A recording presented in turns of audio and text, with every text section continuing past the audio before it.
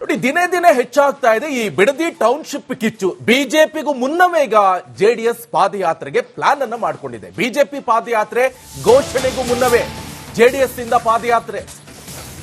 ಹಾಗಾದ್ರೆ ಮೈತ್ರಿ ನಾಯಕರಲ್ಲೇ ಜೋರಾಯ್ತಾ? ಹಾಗಾದ್ರೆ ಭಿನ್ನರಾಗ ಜೆಡಿಎಸ್ ಪಾದಯಾತ್ರೆಯಲ್ಲಿ ಬಿಜೆಪಿ ಭಾಗಿಯಾಗುತ್ತಾ? ಮೈತ್ರಿ ನಾಯಕರು ಪ್ರತ್ಯೇಕ ಪಾದಯಾತ್ರೆಯನ್ನ ಮಾಡ್ತಾರಾ? ಜುಲೈ 30, 31, ಆಗಸ್ಟ್ 1ರಂದು ಪಾದಯಾತ್ರೆ. ಬಿಡದಿ ಟೌನ್ಶಿಪ್ ಕದನದಲ್ಲಿ ಜೆಡಿಎಸ್ ಏಕಾಂಗಿ ಹೋರಾಟ.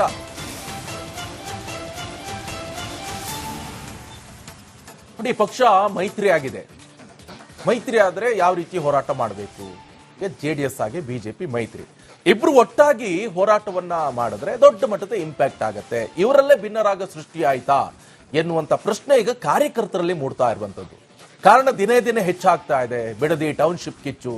ರೈತರು ಬೇರೆ ಹೋರಾಟವನ್ನ ಮಾಡ್ತಾ ಇದ್ದಾರೆ. ನಾವ್ ಯಾವ್ದು ಕಾರಣಕ್ಕೂ ಕೂಡ ಕೊಡಲ್ಲ ಅಂತ ಹೇಳ್ತಿದ್ದಾರೆ ಭೂಮಿನ. ಈ ಬಗ್ಗೆ ಮಾಹಿತಿ ಕೊಡ್ತಾರೆ ನನ್ನ ಕಲೀಗ್ ಸುರೇಶ್, ನೇರ ಸಂಪರ್ಕದಲ್ಲಿ ಜಾಯ್ನ್ ಆಗ್ತಿದ್ದಾರೆ. ಸುರೇಶ್, ಏನ್ ಕತೆ ಈಗ? ಮೈತ್ರಿಯಲ್ಲಿ ಏನಾದ್ರೂ ಭಿನ್ನರಾಗ ಹಾಡುವಂತ ಚಾನ್ಸಸ್ ಇದೆಯಾ? ಯಾಕಂದ್ರೆ ಎತ್ತು ಏರಿಗಳಿದ್ರೆ ಕೋಣ ನೀರಿಗಳಿತು ಅಂತ ಪರಿಸ್ಥಿತಿ ನಿರ್ಮಾಣ ಆಗಿದೆ. ಸುರೇಶ್, ನಿಕೇಶ್, ಈ ಬೆಳವಣಿಗೆಯನ್ನ ನೋಡ್ತಾ ಹೋದ್ರೆ ನಿಜಕ್ಕೂ ಕೂಡ ಮೈತ್ರಿಯಲ್ಲಿ ಒಡಕು ಶುರುವಾಗ್ತಾ ಇದೆಯಾ, ಒಡಕು ಮೂಡ್ತಾ ಇದೆಯಾ, ಆ ಒಡಕು ದಿನೇ ದಿನೇ ಬಲವಾಗ್ತಾ ಇದೆಯಾ? ಇದೆಲ್ಲವೂ ಕೂಡ 2028ರ ಚುನಾವಣೆಗೆ ಕುಮಾರಸ್ವಾಮಿ ಅವರು ರಾಜ್ಯ ರಾಜಕಾರಣಕ್ಕೆ ಬರುವುದರ ಹಿನ್ನೆಲೆಯಲ್ಲಿ NDA ನಾಯಕತ್ವವನ್ನ ಕುಮಾರಸ್ವಾಮಿ ಅವರು ವಹಿಸ್ಕೊಳ್ತಾರೆ ಅಂತಕ್ಕಂಥ ಚರ್ಚೆಗಳ ಮಧ್ಯೆ ಇದೆಲ್ಲವೂ ಕೂಡ ಪೂರಕ ಅಂಶಗಳ ಅಂತಕ್ಕಂಥದ್ದು ಒಂದು ಚರ್ಚೆ ಮುನ್ನೆಲೆಗೆ ಬಂದಿರತಕ್ಕಂಥದ್ದು.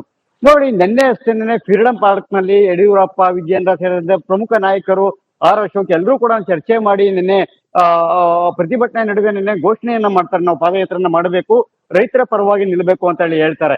ಆದ್ರೆ ಇವತ್ತು ತರಾತುರಿಯಲ್ಲಿ ಏಕಾಏಕಿಯಾಗಿ ಇವತ್ತು ಜೆಡಿಎಸ್ ನಾಯಕರ ಮೂಲಕ ಇವತ್ತು ಜೆಡಿಎಸ್ ನವರು ಇವತ್ತು ಸುದ್ದಿಗೋಷ್ಠಿ ಎಲ್ಲ ಮೂಲಕ ಇವತ್ತು ಪಾದಯಾತ್ರೆಯ ದಿನಾಂಕವನ್ನ ಘೋಷಣೆ ಮಾಡ್ತಾರೆ. ಈ ತರಾತುರಿ ಯಾಕೆ? ನೋಡಿ, ಮೈತ್ರಿ ಅಂತ ಅಂದ ಮೇಲೆ ಬಿಜೆಪಿ ಮತ್ತೆ ಜೆಡಿಎಸ್ ನಾಯಕರು ಇಬ್ರು ಒಗ್ಗಟ್ಟಾಗಿ ಹೋಗ್ಬೇಕಾಗಿತ್ತು. ಆದ್ರೆ ಈ ಒಗ್ಗಟ್ಟು ಎಲ್ಲಿ ಕಾಣ್ತಾ ಇದೆ ಅಂತಕ್ಕಂಥದ್ದು ನಿಕೇಶ್ ಈಗ ಎದ್ದಿರ್ತಕ್ಕಂಥ ಪ್ರಶ್ನೆ.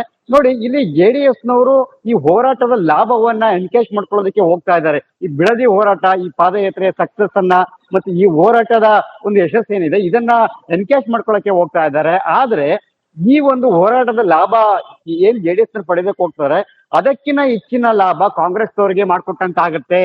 ನೋಡಿ, ಬಿಜೆಪಿ ಮತ್ತೆ ಜೆಡಿಎಸ್ ಇಬ್ಬರು ಕೂಡ ಒಗ್ಗಟ್ಟಾಗಿ ಹೋರಾಟ ಮಾಡಿದ್ದೆ ಆದ್ರೆ ಹೋರಾಟಕ್ಕೆ ನಿಜಕ್ಕೂ ಕೂಡ ಒಂದು ಕಿಚ್ಚು ಬರ್ತಿತ್ತು. ಹೋರಾಟ ನಿಜಕ್ಕೂ ಕೂಡ ಸಕ್ಸಸ್ ಆಗುವಂತಿತ್ತು. ಹೋರಾಟಕ್ಕೆ ದೊಡ್ಡ ಮಟ್ಟದಲ್ಲಿ ಬಲ ಬರ್ತಾ ಇತ್ತು. ಬಿಜೆಪಿ ಜೆಡಿಎಸ್ ಒಗ್ಗಟ್ಟಾಗಿ ಹೋಗಿದ್ದಿದ್ರೆ ಕಾಂಗ್ರೆಸ್ನ ವಿರುದ್ಧ ಒಂದು ದೊಡ್ಡ ಮಟ್ಟದಲ್ಲಿ ಒಂದು ಅಲೆಯನ್ನ, ರೈತ ವಿರೋಧಿ ಅಲೆಯನ್ನೇ ಸೃಷ್ಟಿಸಬಹುದಿತ್ತು ಬಹುಶಃ. ಆದ್ರೆ ಈಗ ಕೇವಲ ಏಕಾಂಗಿಯಾಗಿ ಜೆಡಿಎಸ್ ಹೊರಟಿರ್ತಕ್ಕಂಥದ್ದು. ಒಂದು ಬಿಜೆಪಿನವರು ದಿನಾಂಕವನ್ನ ಘೋಷಣೆ ಮಾಡೋದಕ್ಕೂ ಮುಂಚೆನೆ ಅವರು ಪಾದಯಾತ್ರೆ ಮಾಡ್ತೀವಿ ಅಂತ ಘೋಷಣೆ ಮಾಡಿದ್ರು. ಆದ್ರೆ ದಿನಾಂಕ ಘೋಷಣೆ ಮಾತ್ರ ಬಾಕಿ ಇತ್ತು. ಈಗ ಇವತ್ತು ಏಕಾಏಕಿಯಾಗಿ ಅವರು ಪಾದಯಾತ್ರೆ ಘೋಷಣೆ ಮಾಡಿದ್ಮೇಲೂ ಬಂದ್ ಮಾಡುವಂತದ್ದು ಏನಿತ್ತು ಅಂತಕ್ಕಂಥ ರಾಜಕೀಯವಾಗಿ ಚರ್ಚೆ ಹಾಗೇನಾದ್ರು ಇದ್ದಿದೆ. ಬಿಜೆಪಿ ಅವ್ರನ್ನ ವಿಶ್ವಾಸಕ್ಕೆ ತೆಗೆದುಕೊಂಡೆ ಒಟ್ಟಾಗಿ ದಿನಾಂಕವನ್ನ ಘೋಷಣೆ ಮಾಡಬಹುದಿತ್ತಲ್ವಾ ನಿಕೇಶ್? ಆದ್ರೆ ಇದು ಯಾಕೆ ಅಂತಕ್ಕಂಥದ್ದು ಒಂದು ಕಡೆಗೆ. ಸೊ ಇದೆಲ್ಲವನ್ನು ನೋಡ್ತಾ ಹೋದ್ರೆ ಖಂಡಿತವಾಗ್ಲೂ ಕೂಡ ಬಿಜೆಪಿ ಜೆಡಿಎಸ್ ನಡುವಿನ ಅಂತರ ಮತ್ತೆ ಬಿರುಕು ಎಲ್ಲ ಒಂದ್ ಕಡೆಗೆ ಜಾಸ್ತಿ ಆಗ್ತಾ ಹೋಗ್ತಾ ಇದೆಯೇನೋ ಈ ರೀತಿಯ ಒಂದು ವಿಚಾರಗಳಿಂದ ಅಂತಕ್ಕಂಥದ್ದು. ಓಕೆ, ಥ್ಯಾಂಕ್ ಯು ಸುರೇಶ್ ನಿಮ್ಮೆಲ್ಲ ಮಾಹಿತಿಗೆ.